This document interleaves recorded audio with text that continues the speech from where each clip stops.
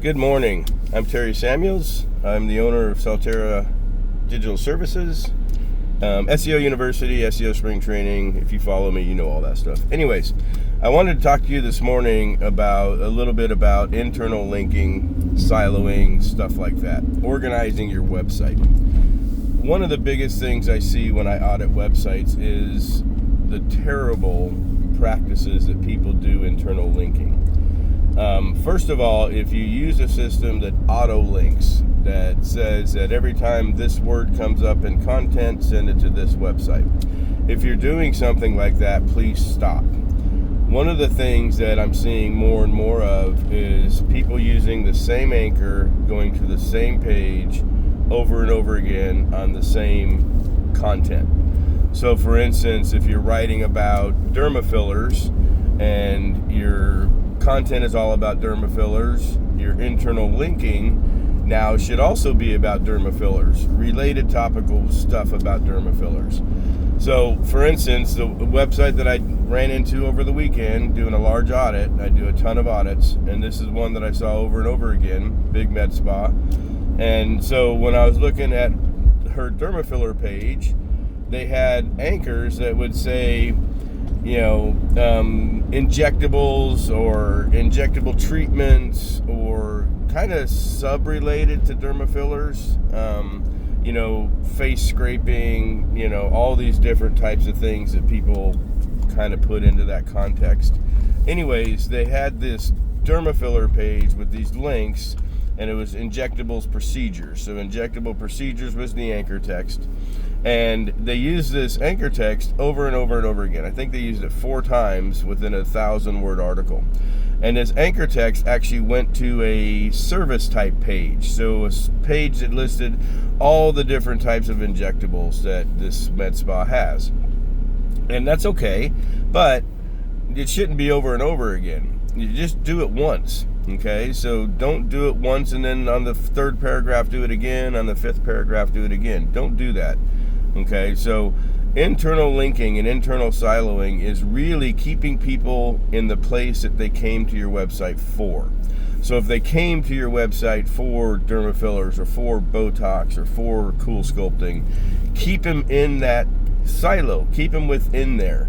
You can mention other services, just don't link to other services.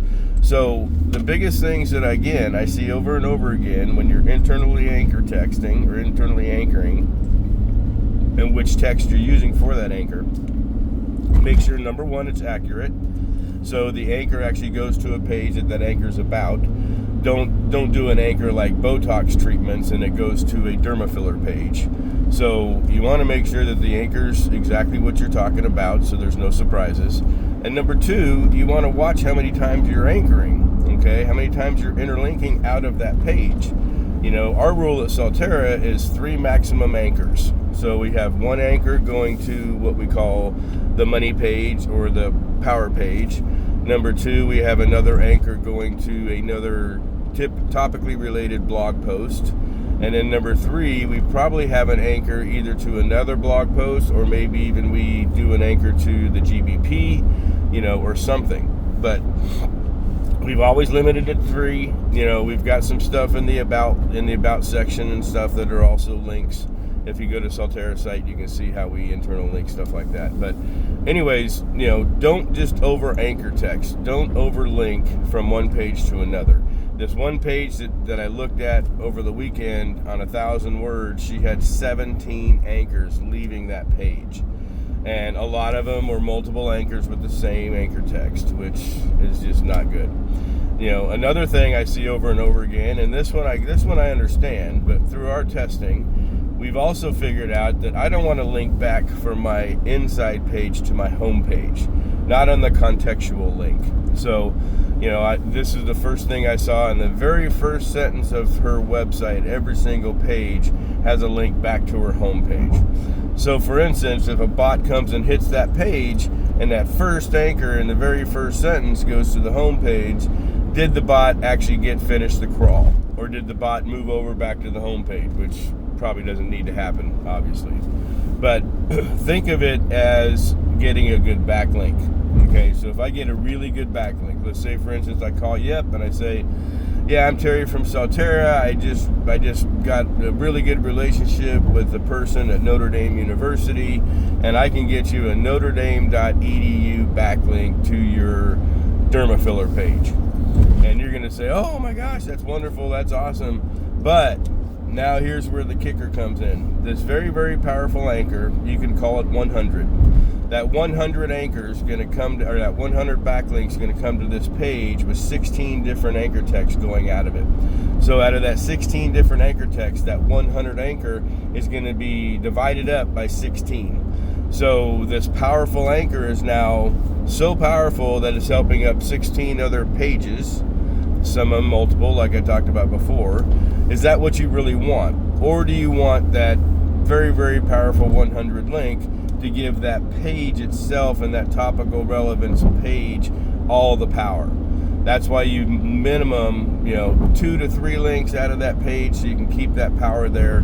If the power does go to the other pages, it's going to a page that's topically relevant, so it's going to help you both ways. But just pay attention to stuff like that. So just a little bit in summary, just a little bit in summary. Don't link to the home page from your contextual inside anchors. Don't link more than once to an inside anchor on your contextual links. Always use internal anchors with other topically related pages or posts. And the final one is pay attention to how many anchors you have on a page. See where you might be losing link juice, so to speak. Anyways, that's it for today. I'll be back here later with some more information, especially around siloing. I'm going to do a few interviews around this because I see these same problems over and over again. So have a great week. Reach out to me if you have any questions. I also teach all this at SEO University. So have a great week, and I look forward to talking to you soon.